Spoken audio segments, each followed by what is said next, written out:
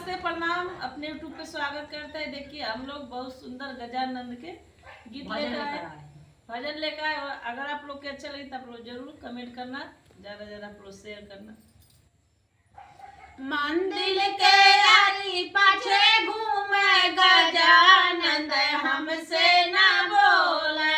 मंदिर के आरी पाछे घूमे गजानंद हमसे ना बोले। ब्रह्मा से बोले हो विष्णु से बोले, ब्रह्मा से बोले हो विष्णु से बोले, लक्ष्मी से हंसी हंसी बोले गजानंद हमसे ना बोले। लक्ष्मी से